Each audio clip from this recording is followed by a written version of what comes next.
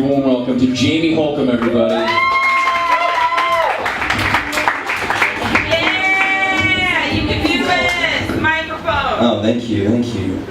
Going with the theme of the night, which is first impressions, this is the story of how I learned to trust my own instincts and intuition, my first impressions of things.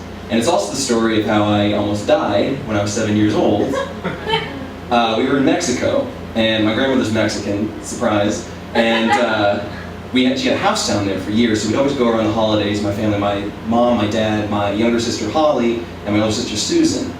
And it was a beautiful place. It was this, condominium complex. It was huge and elaborate and built into the side of this cliff that went down to this beach. And the beach was shared with a hotel next door, so we'd always sneak down to the beach and go to the hotel and steal food from the buffet. And there's also the town, where there were all these open-air shops, where like the local people would sell knickknacks and hand-woven, jackets and things like that. And so on this particular day, we were planning to go to town, and at the last minute, my older sister Susan decided that she didn't want to.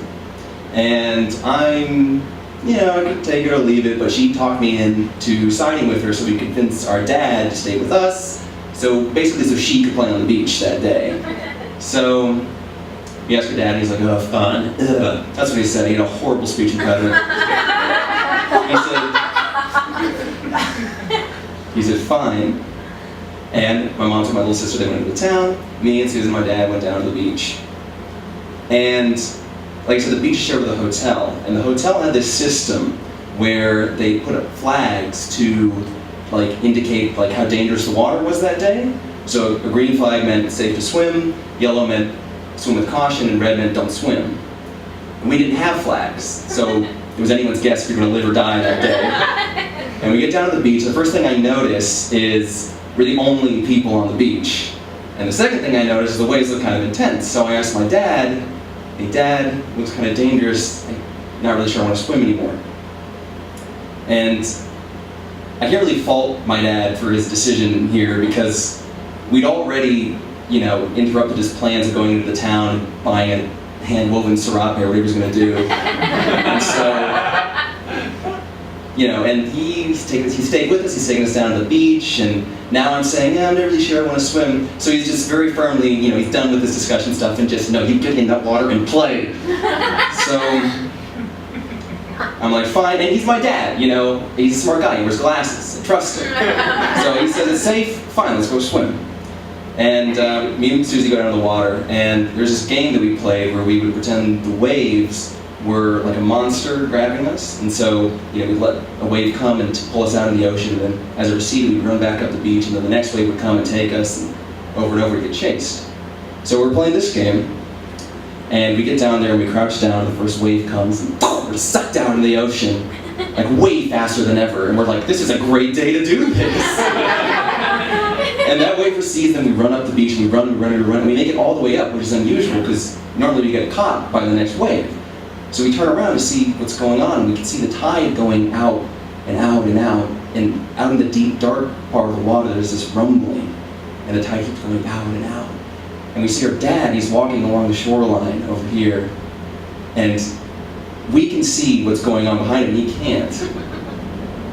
But he's just strutting down the beach so confidently, just must be fine, and the wave starts coming back, and as it gets closer, it's getting higher and higher, and it's like, it gets to two dad heights.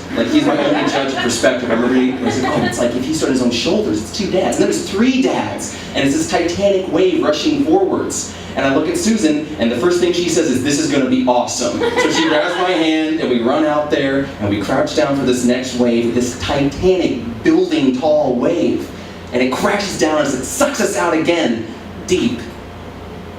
And I'm in the water, and I remember it just getting tossed and turned around, and I look up, and I can see the surface, and I'm swimming towards it, and then I get pulled down, and there's just more water. And as I try and get closer to the surface, I'm just going further and further down, until it's only water I can see. And I just remember thinking, I knew it. I fucking knew it. and I let these idiots talk me in. I'm gonna die, and everyone who's on land and dry and alive is gonna say, oh, remember those idiots who made a bad decision? Yeah, they're dead now. And I'm not gonna be able to defend myself. And that's the last thing I remember in the water. And then I come to, I'm on the beach lying next to Susan, and I lean up and I see my dad. He's coming back, his glasses are gone, he's, tears in his eyes, and it's really serious. And he's got his arm around just the biggest, jolliest German tourist I've ever seen. His name had to have been like Hans or Johann or something. And he was a guest at the hotel, and I had seen from like the patio up there us dying. So he went in and he saved me and my sister and my dad. And I love that man. And so we go back up, we sit around the hotel pool, like recovering. And my dad, for all his glasses wearing, sometimes does make bad decisions. And so he tells us, don't tell your mom about this. And I'm like, all right, old man, you get one more chance. One more chance, I trust you. Because he's older, he's probably almost died before. This seems like the right thing to say. So that night my mom comes back, Holly, and she's like, oh, what'd you do today? It's like, nothing horrible happened, it's fine. And we go to the hotel to steal some food, and we're in line at the buffet, and we should get in line behind us, but Hans. And he starts talking to me and my sister, and my mom's like, who is this large German stranger? And he's like, oh, I'm the one who saved your son and daughter and husband, your whole family from drowning earlier today. And I don't think there are enough synonyms for anger to describe what my mom's expression was in that moment. Have you ever seen like African carved masks of like the wrath god Mthumbo? And she went off to find and I assume eviscerate my dad. So I learned that as smart or wise or older or whatever I think of someone else, definitely go with my gut. And I do want to add the last little coda, which is, that kind of makes my dad sound bad. No, he's a great guy, I love him, I trust him with my life, unless I think he's wrong. Thank you.